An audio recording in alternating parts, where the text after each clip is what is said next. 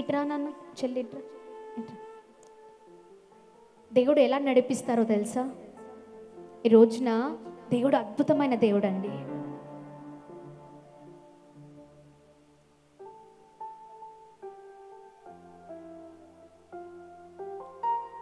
హల్లెలూయా.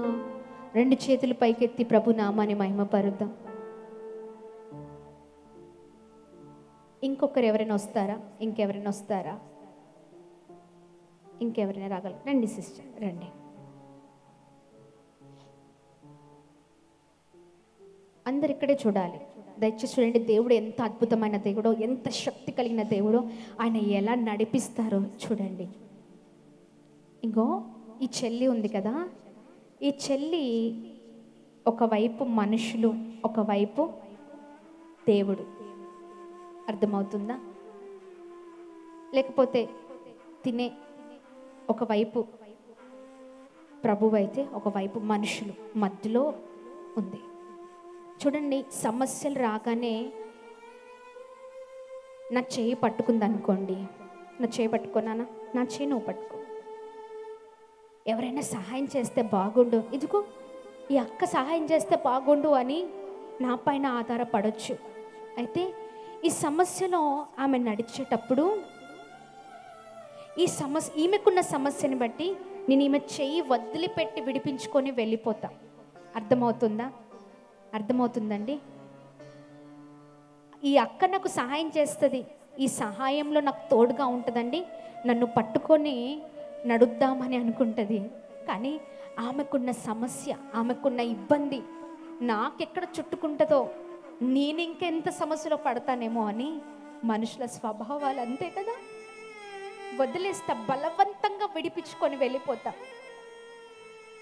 ఆమె నన్ను బాగా నమ్ముకుంది, కానీ నేనంటే తనకు చాలా ఇష్టం, నన్నే ఆధారం చేసుకుంది. కానీ నేను వదిలిపెట్టి వెళ్ళిపోయాను. ఒంటరిగా కుమిలిపోతూ ఏడుస్తూ ఉంది. నాకు సహాయం చేసేవారు ఎవ్వరూ లేరా? నా జీవితం ఇంతేనా? నా బ్రతుకింతేనా అని ఏడుస్తూ ఉంది.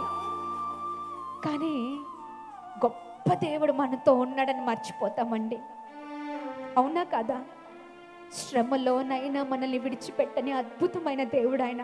ఆమె నన్ను వదిలిపెట్టి చాలా నష్టపోయింది, అంటే నన్ను నమ్ముకొని చాలా నష్టపోయింది. అయితే దాని తర్వాత ఇట్రండి సిస్టర్, మీరు ఇట్రండి. యేసయ్యని పట్టుకోవడం ప్రారంభించింది. యేసయ్యని పట్టుకుంది, నడుస్తూ ఉంది, శ్రమలో నడుస్తూ ఉంది. నడవండి, ఇద్దరు కలిసి మెల్లగా నడవండి.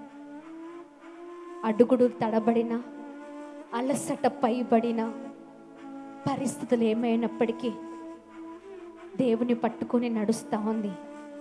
యేసయ్య పరిస్థితుల్లో వదిలిపెట్టి వెళ్తారంటారా? ఎన్నటికీ వదిలిపెట్టారు.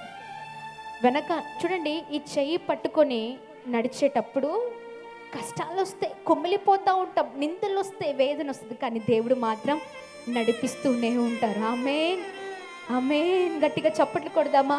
అలసట పైబడిన, ఎన్ని పరిస్థితులు వచ్చినా ఆయన ఏం చేస్తారో తెలుసా?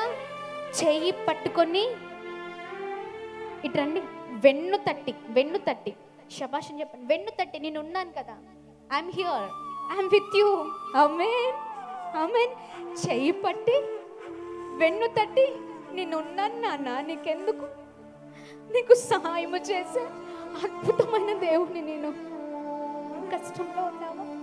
పర్లే, నేను నడిపిస్తాను కదా. ఆమేన్. నీకు నేను తోడే ఉన్నాను కదా. ఆమేన్. చెప్పండి ఆమేన్. చెయ్యి పట్టుకొని వెన్ను తట్టి చక్కని ఆలోచన ఇచ్చి ఎలా నడవాలో, ఎలా ముందుకు వెళ్ళాలో, ఎలా ఎవరితో మాట్లాడాలో, ఏమి చేయాలో, ఎలాంటి పరిస్థితుల్లోనైనా నీకు నాకు సహాయం చేసే అద్భుతమైన దేవుడు. ఆమేన్. అందుకే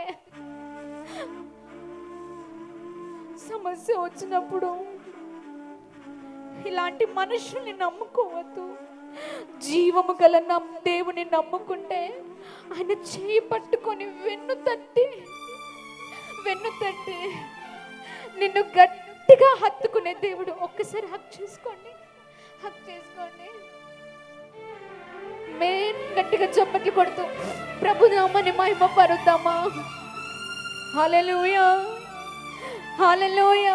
నీకు చక్కని ఆలోచనని ఇచ్చే దేవుడు, నిన్ను గొప్పగా నడిపించే దేవుడు, నీకు సహాయం చేసే అద్భుతమైన దేవుడు, ఆయన నీ పక్షాన ఉండి ఈ యుద్ధము చేసే దేవుడై ఉన్నారు. ఆమేన్ చెప్పండి. ఆమేన్, ఆమేన్. హల్లెలూయా, హల్లెలూయా. అడుగులు తడబడిన కొన్నిసార్లు పరిస్థితుల వల్ల అడుగులు వేయలేకపోతూ ఉంటాం. ఇంకా చాలు అనుకుంటాం, నా వల్ల కావట్లే ప్రభు ఈ పోరాటం అనుకుంటాం. కానీ ఆయనే ప్రతి అడుగును వేపించి నీకు సహాయం చేసే అద్భుతమైన దేవుడు. అందుకనే ఈ మనుషుల వైపు మనం చూడొద్దండి. ఆమేన్. జీవము గల దేవుని వైపు చూస్తూ ముందుకు వెళ్ళిపోదాం. ఆయన నామాన్ని మహిమ పరుద్దాం. బిగ్గరగా చప్పట్లు కొడదాం. థ్యాంక్ యూ నాన్న, thank you. God bless you, God bless you.